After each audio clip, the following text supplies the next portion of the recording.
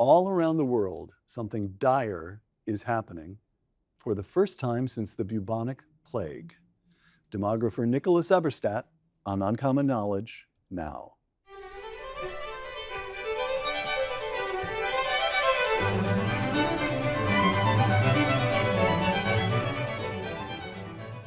Welcome to Uncommon Knowledge. I'm Peter Robinson.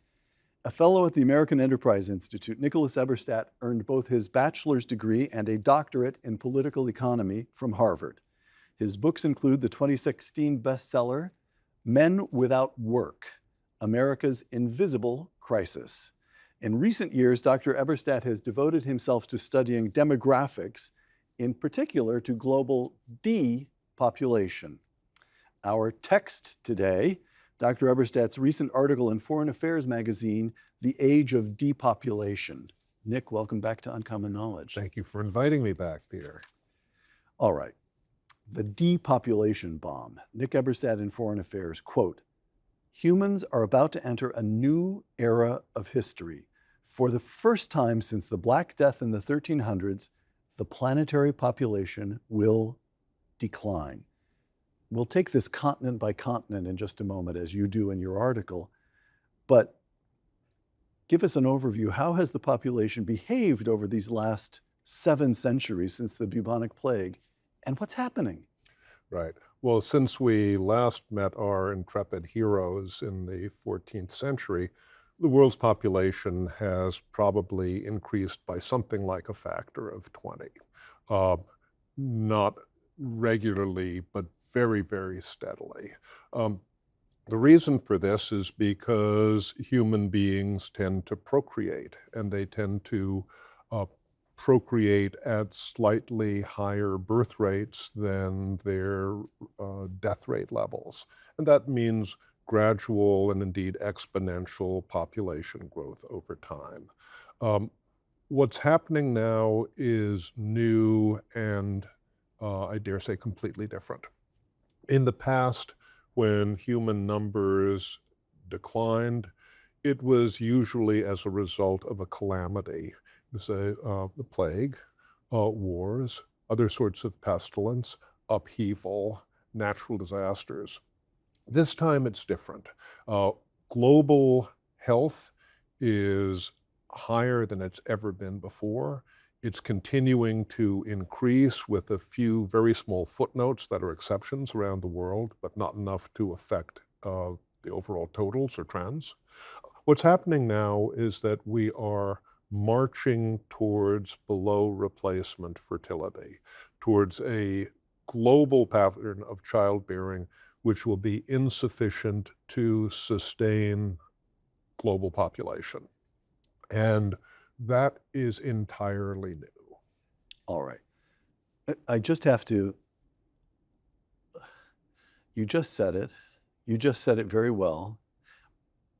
But it is so striking, possibly because I'm a boomer and grew up with the notion that we were suffering overpopulation. I've called this segment the depopulation bomb after Paul Ehrlich's famous book of the late 60s. I think it was a 68 book called The Population Bomb that predicted such population growth that by the mid-70s, he was wrong, of course, but by the mid-70s, there would be mass starvations. Now, what he was wrong about, I always thought, conservatives always thought, was that he missed human intelligence. He missed our capacity to grow. Not that he was wrong about the population. The population would grow, but resources would grow even faster. Okay. But this is not that argument. This argument is that he was wrong about the numbers.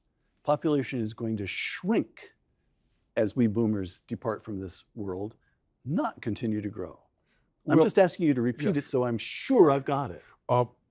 We are on a long-term march, seemingly unstoppable, to planetary below replacement fertility. All right. It is possible we already have reached that threshold. It'll take us a couple of years because we have to look in the rearview mirror till the statistics catch up with us. All right. Asia, we'll go continent by continent very briefly. Nick Eberstadt, again, this is from Foreign Affairs. In China, Japan, South Korea, and Taiwan, by 2022, every population was shrinking. again, to a boomer like me, the idea that China, we were raised with the notion that China was going to grow and grow. All of these countries are actually shrinking and have been for 3 years at least. Yeah, it's really hard to wrap one's head around this. But the childbearing patterns in East Asia are about 50% below the level that would be needed for long-term population stability. We are flirting with a regional average of about one birth per woman per lifetime in East Asia. And in some places, like Taiwan, like uh, South Korea, like large portions of enormous China, we're already well below one birth per woman per So lifetime. help me with the math here. I'm tempted to say the math is as simple as this: father, mother, one child. That means the overall population halves in each generation. Can that possibly be true? That's about correct. For the region as a whole, unless something radical changes, we can expect the rising cohort of babies, of newborns, to be half as large as the parental cohort. And now, China, I'm staying with Asia for just a moment. Yeah. China had famously imposed a one-child policy in 1979, but replaced it in 2016 with a two-child policy. And all my Chinese friends in California tell me it's very easy to buy your way out of the two-child policy. If you want 3 or 4, Sure. there are fees you pay and bribe. You can have a big family, big-ish family in China if you want, but nobody does. No. I mean, what's happened in China is really fascinating. After that catastrophic and cruel one-child policy was not even suspended, but after the quota was adjusted, the overlords in Beijing thought that they were going to be able to tweak the size of the herd, kind of the way that a rancher would with a flock. But the pigs in Animal Farm, or whatever the analogy is, didn't go along with it. There's exactly the opposite happened. The total number of births dropped by about half. And what I think we see in that particular case is a massive vote of no confidence in the Xi Jinping dictatorship. All right. India, once again, Nick Eberstadt. Sub-replacement fertility prevails in India. In India, where urban fertility rates have dropped markedly in the vast metropolis of Kolkata, officials reported that in 2021, the fertility rate was down an amazing 1 birth per woman, lower than in any major city in Germany or Italy. Even India. It's very hard to wrap our heads around this one, Peter. I mean, I first visited Kolkata when it was called Calcutta in 1975. It was teeming with children. I mean, the fertility level was probably around 5 births per woman. Now 1 birth per woman. This has happened in your lifetime. in one guy's lifetime. That's happened. And you're not that old, Nick. Well, thank you for saying that, but it's happened really fast in any sort of historical measure of time. Europe, Nick Eberstadt. For half a century, Europe's overall fertility rates have been continuously sub-replacement. Half a century. Since the fall of the Soviet Union, Russia has witnessed 17 million more deaths than births. The 27 countries of the European Union reported just under 3.7 million births in 2023, down from 6.8 million in 1964. Last year, France tallied fewer births than it did in 1806, the year Napoleon won the Battle of Jena. We think of Europe as the center of Western civilization. We boomers still think of it that way. What's going on? Well, we now have East Asia and all of Europe, including Russia, as net mortality zones in our global population.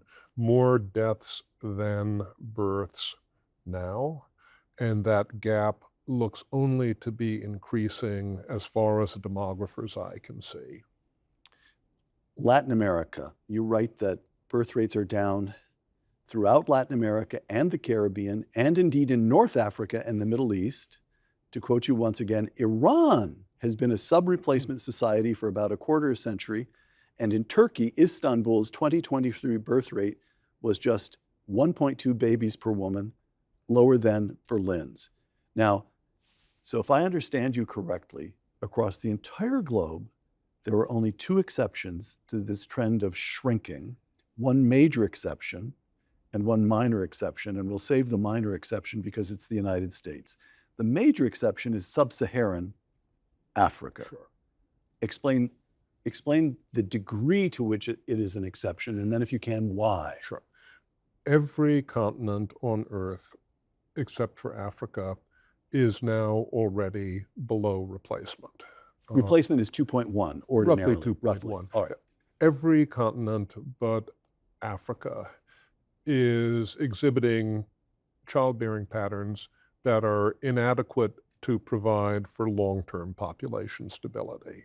They're going to increase for a little while on population momentum, but that jet can't fly. I mean, they're all on course for depopulation, absent compensating immigration, with the exception for now of sub-Saharan Africa.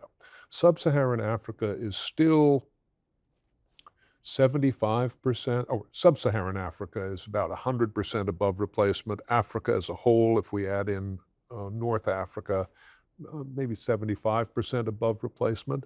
But birth rates are declining basically everywhere in the world with tiny exceptions. And the level of fertility in sub-Saharan Africa is about 35% lower than it was in the 70s or 80s. There are already places in sub-Sahara which are at replacement, about to go below replacement, like South Africa, off of the coast of sub-Saharan Africa and places like Mauritius, well below replacement already. I mean, stick around. So my impression, again, you know this, I'm just asking questions. I seem to remember reading somewhere that the two, in some ways, most economically hopeful countries in sub-Saharan Africa are Nigeria and Kenya. They seem to have their economies sorted out enough to be growing. How are the birth rates in both of those places? Nigeria is a bit of a mystery because its population numbers have been shambolic for a couple of generations. They fought a civil war over cheating on their 1963 census and the Biafran War. Kenya is a lot clearer, and Kenya's birth levels are coming down very rapidly. They're not at replacement yet, but they're coming down very rapidly. All right, so this brings us to the minor exception, the United States of America. Quote, Nick Eberstadt, the United States remains the main outlier among developed countries. I must say that brings a little thrum to my patriotic heart. I like being an outlier among developed countries, resisting the trend of depopulation. But even in the United States, depopulation is no longer unthinkable. Explain. What makes the United States demographically exceptional for affluent democracy is its unusually high birth levels and its embrace of immigration. Those two things. For the last 15 years, the United States has dropped below replacement childbearing. We're now actually 20+% below the replacement level. For the first time in our history. Well, I mean, we had this happen briefly in the 70s. There was a dip in the Not even in the 30s during the Depression? No, we were still for the 30s. We were still barely above replacement. There were a couple of years that you could find it charting down, but this is a long period. This past decade and a half, we kind of have a new pattern. Our birth levels are higher than for Europe, or needless to say, for East Asia or other places, but not enough to maintain long-term population stability. On our current trajectory, we will get to be a net mortality country within a decade. This is where the immigration comes in. Um, Immigration has uh, added to our ranks since the very founding of our republic, of course. And it is set to continue to do so, although nobody can guess exactly what flows of immigration are going to look like. But at this stage, the Census Bureau is now guessing that the US population, immigration included, uh, is going to peak within the next generation and a half. All right. Why? What's happening? Nick Eberstadt again. It is generally believed that economic growth and material progress account for the world's slide into population decline. Stop there. Why are not children viewed as luxury goods? Why don't we have more children the richer we are? You and I love kids. You and I both had a slew of them. I think we would agree that that is the most satisfying part of our lives, and we would therefore suspect that anybody would find it satisfying. The idea that the richer you get, the fewer children you have, strikes me as counterintuitive, or at least worth explaining right there from the get-go. Well, Hoover's late, great Nobel economics laureate Gary Becker kind of nailed it back in the early 1960s. Said, all other things being equal, the more money you have, the more of everything you want, including kids. But at higher levels of income and higher levels of education, your tastes may change. You may have preferences for other things. You may assume that kids means college and graduate school and all sorts of expenses that you wouldn't assume were yours at a more modest income level or modest educational level. So what we see is a huge change in mentality for more affluent people. And that change in mentality, I think, is the real explanation for why richer people don't always have more kids. All right. You write, again, I'm quoting you. All I'm going to do is quote you to yourself here, Nick.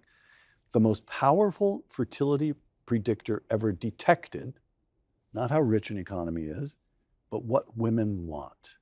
There is an almost one-to-one correspondence around the world between national fertility levels and the number of babies women say they want to have. I presume that there are surveys of this kind conducted all over the place all the time. Okay, so here's the next question. Does this suggest that that women have always wanted fewer children? That throughout all of history they found children just trouble, and that suddenly the availability of the pill and other forms of birth control permit them to limit their families as they have always wished they could do? Or have women changed their minds about children? All this strikes me as a deep, deep puzzle.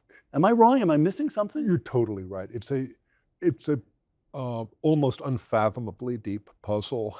And I think in this same piece, I made an observation that the person who explains it deserves a Nobel, but they don't deserve a Nobel in economics. They deserve a Nobel in literature, because you have to understand the intimate complexities of the human heart, the profound changes in zeitgeist, the differences in mores that have unfolded over time, those variations. Uh, we have to remember that we are the world's uh, singular and most adaptable animal. I mean, that's why Paul Ehrlich got it so badly wrong.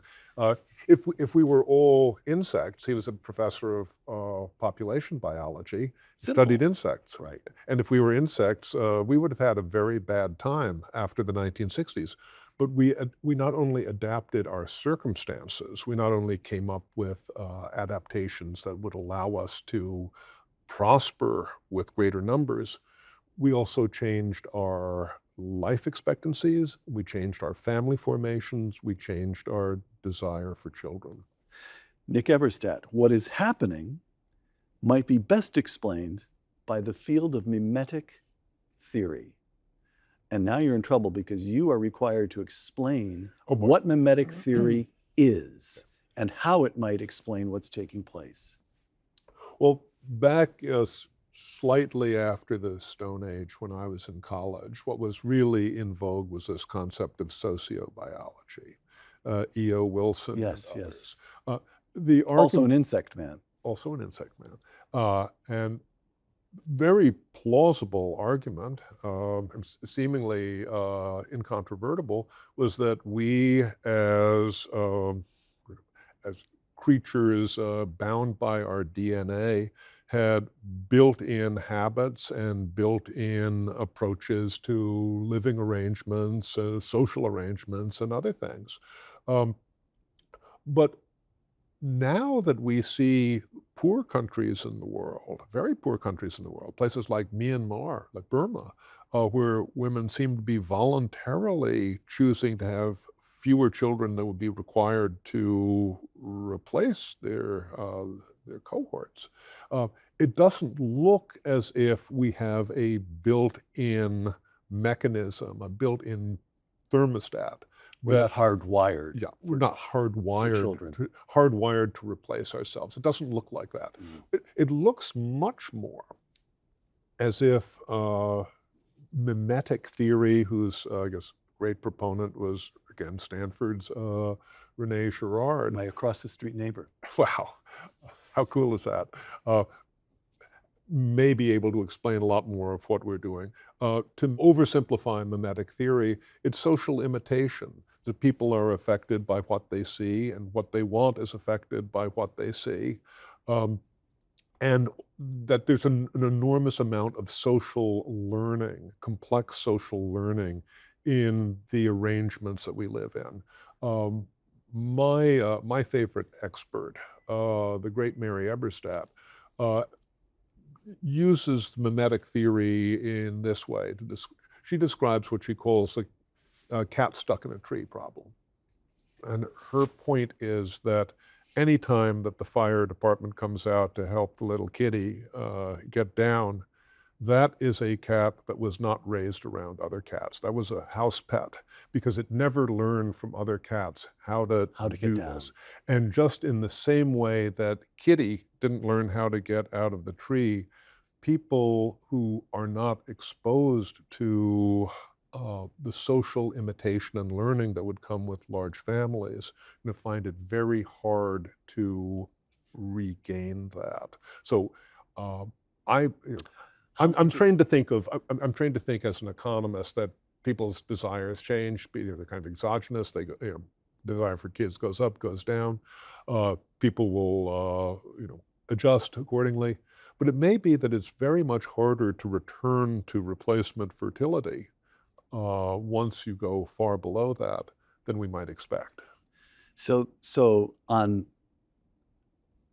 my favorite as well, but you have a special reason for considering her your favorite because she is, of course, Mrs. Eberstadt. But on this notion that mimetic theory may explain it, it could be that having lots of kids is like the Latin language. Once its use is lost, once it no longer becomes current, it very quickly just disappears. So it's a kind of lost art, lost knowledge. Is there something to that? I think there's something to that. I mean, even if we look around the world today without getting very fancy and scholarly, we can see that in a place like Israel, which is still, I think, the most fascinating exception to modernity with regard to fertility, secular Jews in Israel report notably above replacement fertility, whereas, for example, secular Jews in the United States, way below. Way below. And so part of it is the context. Part of it is the neighborhood where you live. Part of it is the You're explaining ether. something to me that puzzled me for a long time. I have an Israeli friend who told me that in his neighborhood, he has 5 children. The next street over, the next house is 6, the next house is 7, and then there's 4. And he said the ladies say to each other, 4 is the new 2. In other words, it's a kind of shared, that country is in some ways a neighborhood. Yeah. And it's a kind of neighborhood expectation. That's the mimetic? That would be mimetic. I think All that right. would be mimetic. Okay. And it cuts both ways. Yes, it cuts both ways. All right. So can we buy our way out of this? The New York Times this past spring. The White House has been hearing out a chorus of ideas in recent weeks for persuading Americans to get married and have more children. One idea would give a $5,000 cash baby bonus to every American mother after delivery, close quote. Hungary is famous for giving tax cuts to families with more than a certain number of children. You've written about Mongolia, which gives an award to mothers, the Mongolian Star. Can we buy babies? We can try, but I think we've got a century and more of experience with pronatal policy, and the results are very disappointing for people who think that we can buy our way out of below replacement fertility. The record is that baby bribes or baby bonuses are very expensive, and in terms of moving the demographic needle, they do very little. Well, what they can do sometimes is that they can create a little blip among people who kind of take the money and run, who are planning to have a second or a third child more or less anyhow. That's why some Swedish demographers talk about what they call the Swedish roller coaster. When a new pronatal program comes into effect, the birth level goes up a little bit, but then it goes back down after that, below where it was before the program started. I see. They're buying babies forward, so to speak. Exactly. Well, the new geopolitics of this world that we are entering, from your article in Foreign Affairs, quote, humanity's shrinking ranks will inexorably alter the current global balance of power and strain the existing world order, close quote. Okay, let's talk through a couple of these coming strains. Europe and Africa, as you've noted, Europe is already hollowing out. By contrast, sub-Saharan Africa, to quote you, tomorrow's world will be much more African, but the outlook for human capital in sub-Saharan Africa remains disappointing. Just at the crudest level, over the next 25 years, aren't there going to be a lot of empty villages in Italy and Spain and France that look wonderfully appealing to people from Nigeria and Kenya and elsewhere in sub-Saharan Africa? That is to say, migration. Europe feels beset by migration to begin with. It hasn't seen anything yet. There may be a lot more pressure for migration than we've seen so far. And there are a lot of situations in which migration is a win-win. There are other situations in which migration is not a win-win. One of the reasons it's going to be more difficult to attract Africans to an emptying Europe is because the level of skills and knowledge for so much of the sub-Saharan population is limited. One of your Hoover scholars, Eric Hanishek, has done fantastic work on trying to come up with global measures of skills. And stunning and uncomfortable as it is, his numbers suggest that over 90% of the rising generation in the sub-Sahara doesn't have even the basic rudimentary level of skills that's measured in these tests. The basic level one, what would that be? Looking at a clock that's not a digital clock and telling you what the time is, being able to read a simple sentence and tell you what it means, that sort of stuff. You've got to have skills to be able to fit in and Totally contribute unsuited to modern to society. a modern economy. Right. That's one of the reasons that I think that doubling and tripling down on education in sub-Saharan Africa is an absolute imperative for the success of our future. All right. more geopolitics. Historian Neil Ferguson, another Hoover fellow of mine, has already begun referring to our conflict with China as Cold War II. And China has only too many allies. Putin's Russia, the Iran of the Ayatollahs.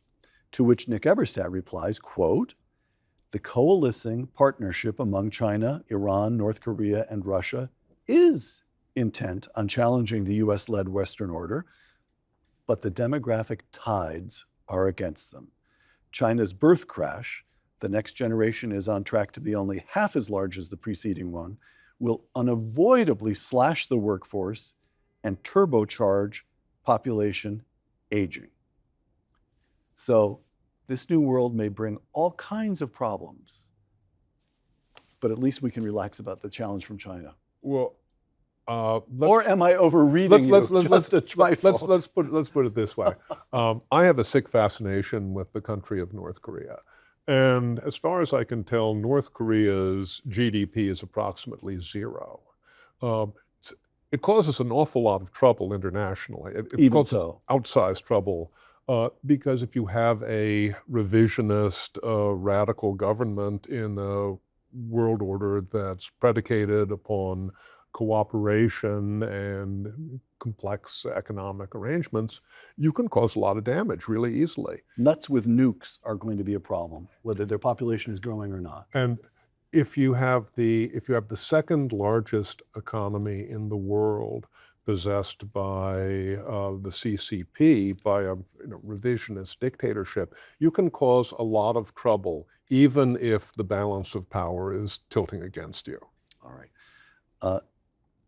Military question. China presents a question mark when it comes to depopulation and a willingness to fight.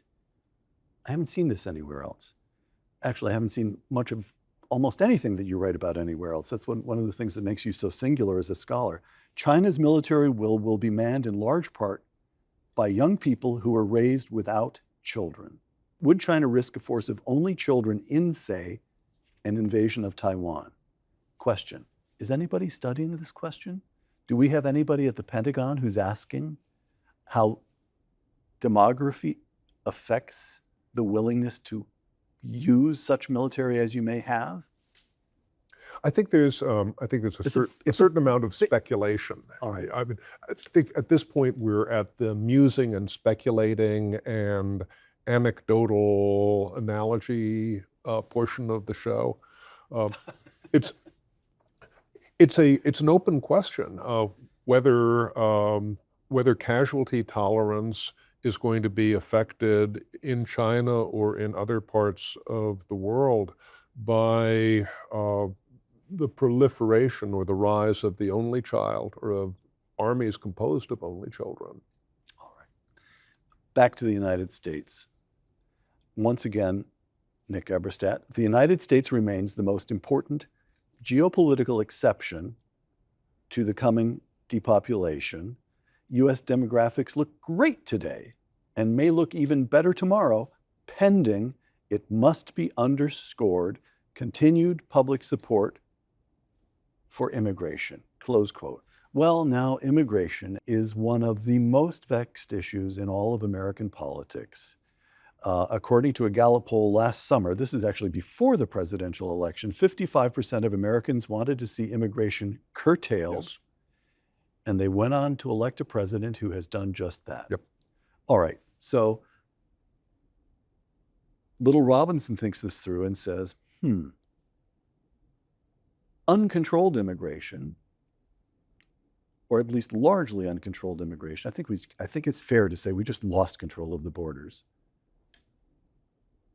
built political opposition to immigration. Could it be that the reverse will, Donald Trump has said again and again, and I believe him, that he's not opposed to immigration, he's opposed to illegal immigration. So could it be that Donald Trump, in closing the borders for now, will permit the country to relax about the issue and permit us to achieve a kind of sanity over the longer term in immigration policy? Do you think that, or at least hope so. it? You hope it. I certainly hope so. I mean, you could not have done, I don't think you could really have done anything more brilliant to subvert and poison American support for immigration than the Biden administration did by its willful sacrifice of border security with Mexico.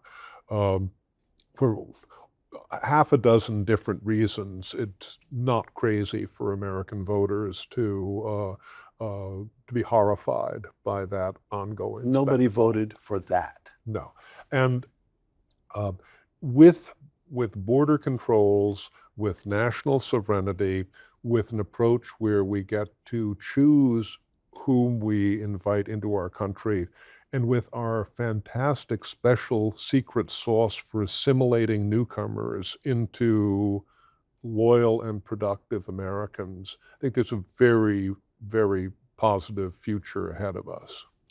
All right. Um,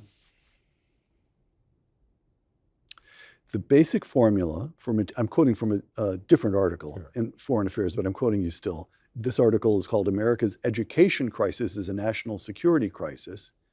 The basic formula for material advance, reaping the rewards of augmented human resources and technological innovation, will be the same. But today, we've lost ground. Today, the US is only neck and neck with China in total highly trained workers, close quote. So even if demographic trends favor us, I believe you argue, and argue insistently, vehemently, that we have to do a better job at educating our own population, correct? Absolutely. I mean, our advantages come from our human resources and our, dare say, unique uh, political and cultural framework, which allow us to unlock the value in human beings in a way that you don't see anyplace else in the world, really.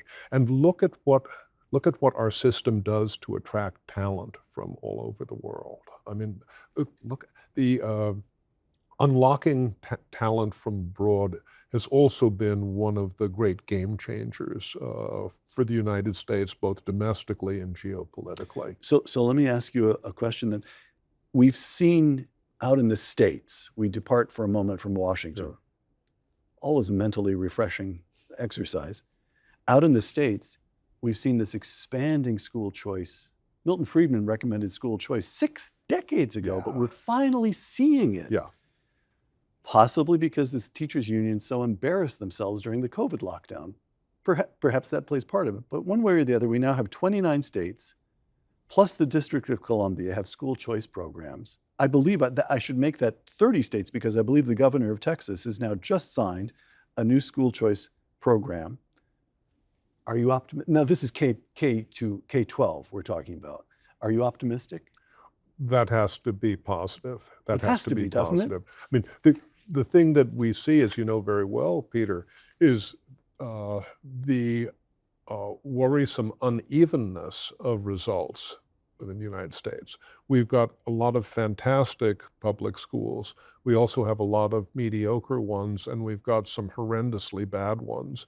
Being able to fire a teacher and reward a good teacher is one of the few levers that we have that really seems to increase educational quality outcomes.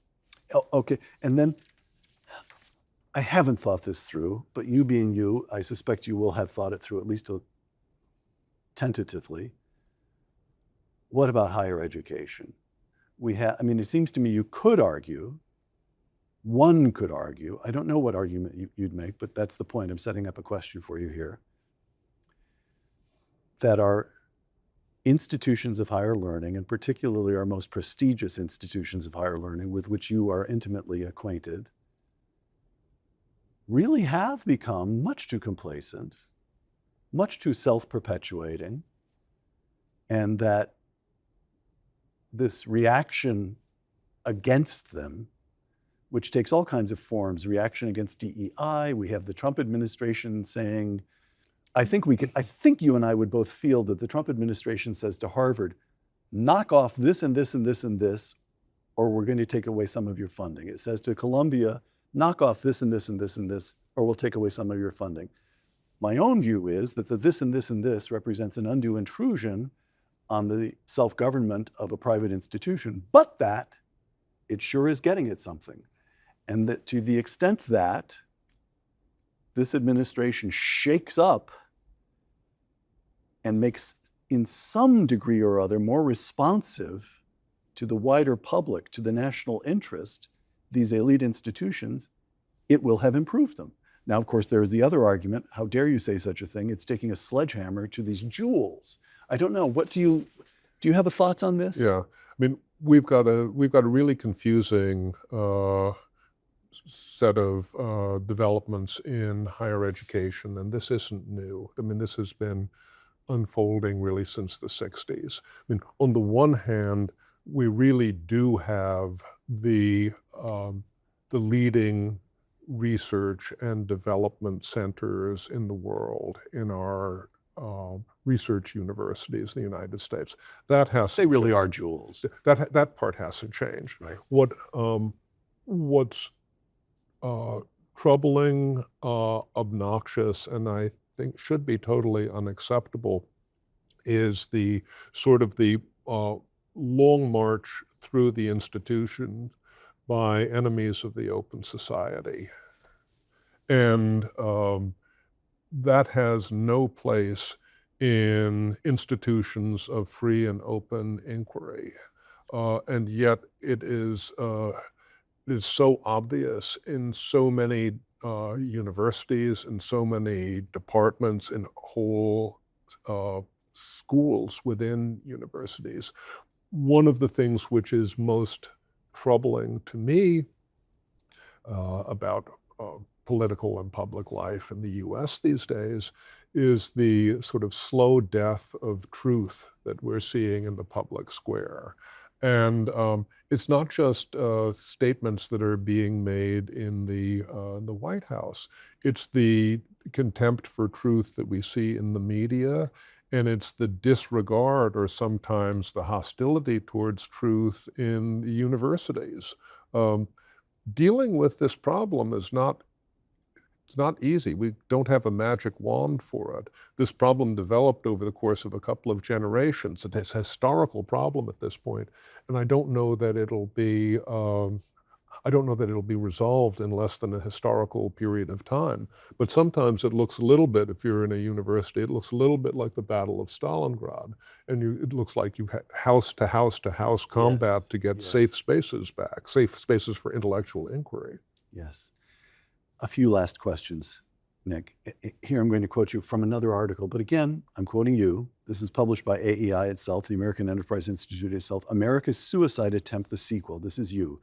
With the 2024 election, we saw a broad political rejection of open borders, reverse racism via DEI, and state-abetted censorship. But instead of correcting course, the US government now seems to be lurching into an alternate mode of self-harm, embarking on a project of dismantling the international order, an order, ironically, that the United States itself painstakingly helped to build. But first of all, you may want to amend that since you published it, I don't know. But the question would be, with demographic trends working in our favor, the Trump administration shouldn't be attempting to dismantle the international order, it should be trying to shore it up. Is that the argument? My argument would be that Americans are going to be almost certainly worse off, less affluent and less secure, if we sacrifice let's call it the Pax Americana, that we have helped to build over the last 3 generations since the end of World War II. There are many, many flaws in the existing world order and many, many flaws in our system of alliances around the world. There are problems with the trading system, with the finance system, but again, it's a question of compared to what. And if we're going to tinker with this or radically adjust it, we better think first about what the unintended consequences of any big changes might be. If we end the Pax Americana, the American peace, There is no other pox that will follow it. Well, maybe a pox upon our house. All right.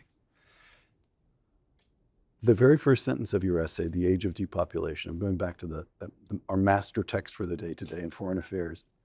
Although few yet see it coming, humans are about to enter a new era of history. What interests me is that beginning dependent clause, although few yet see it coming. Why is that? Why aren't there cover stories on magazine after magazine after magazine? Why is it still Nick to whom we must turn to get the latest on this gigantic issue? One reason might be that we're kind of accustomed to thinking that tomorrow is going to be like today, plus or minus 2%. It's an easy way to organize one's thinking and one's behavior. It doesn't help us much when there are big radical disruptions ahead.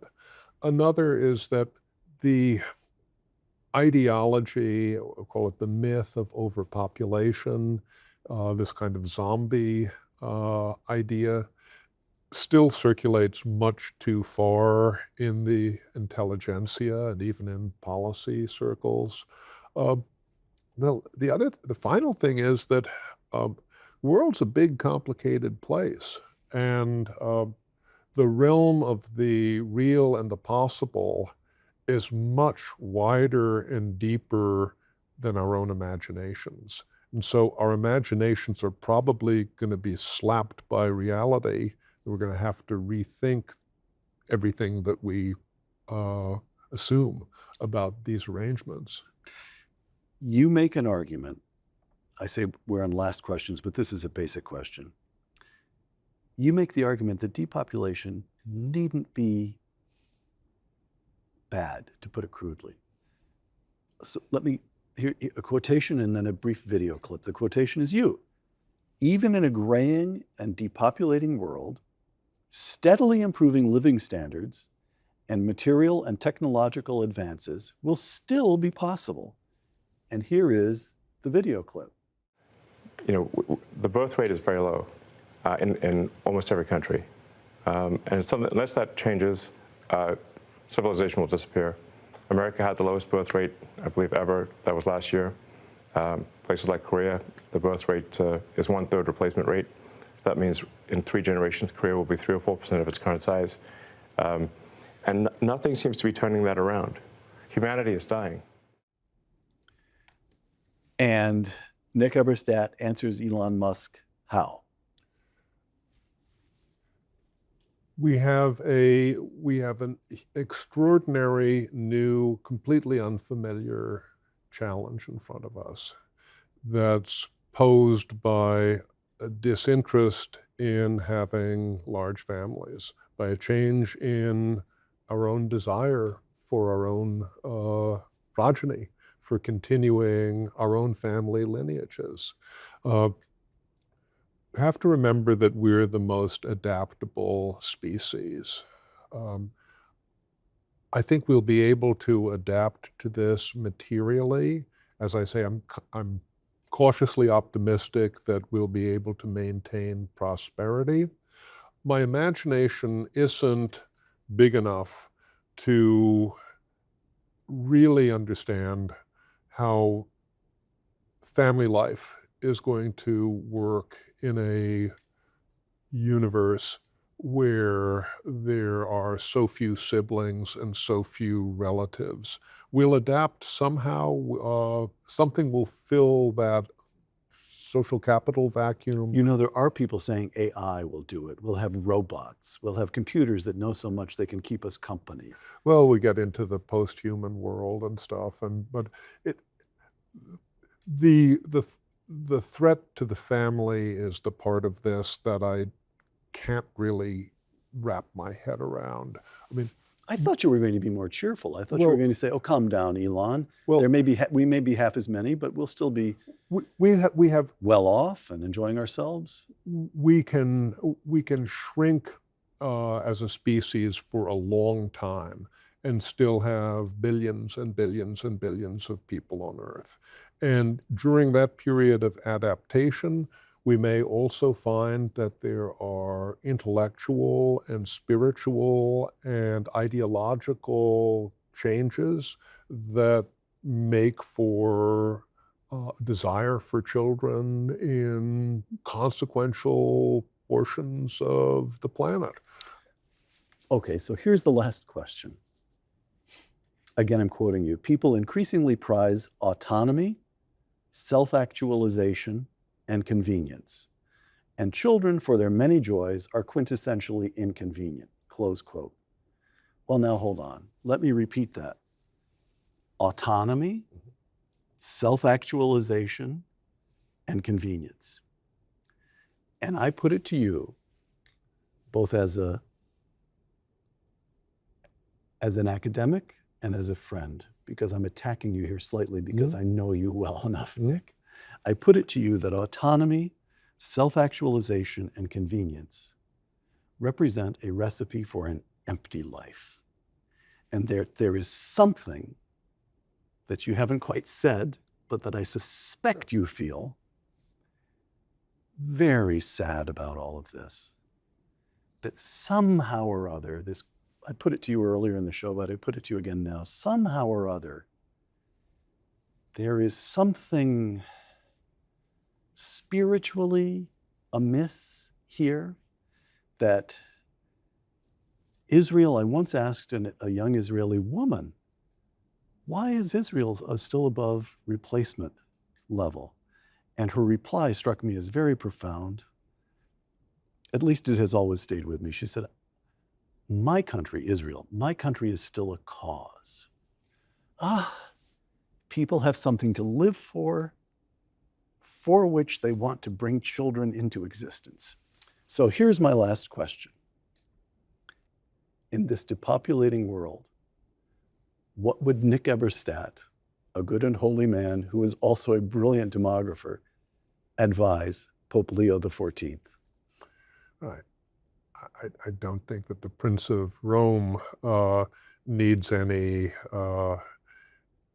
guidance from an economist or a demographer about what makes for meaning and spiritual completeness in life. What I suppose we need outside of clerical circles is a little bit more introspection.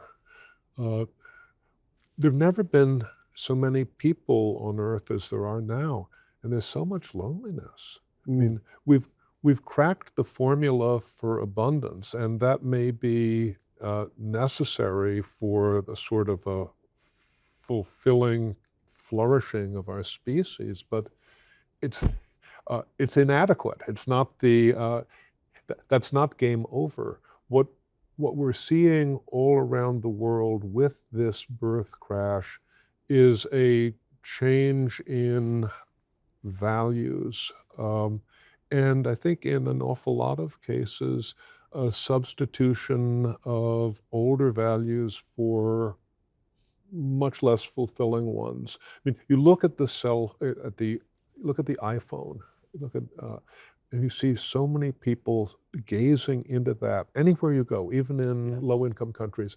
It's like a modern-day Narcissus mirror, and it is irresistible, but it's also so inferior to the real full life, to the Technicolor life that people can live here.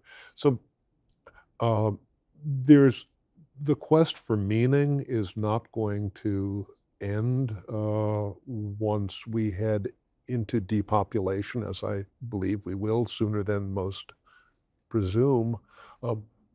We're going to adapt and adjust to it. And there's going to be, I think, a great spiritual ferment and churning as world population contracts. Give it a couple of generations. Give it a little time. We're a very adaptable animal. Nick Eberstadt, thank you. Thank you, Peter. For Uncommon Knowledge, the Hoover Institution, and Fox Nation, I'm Peter Robinson.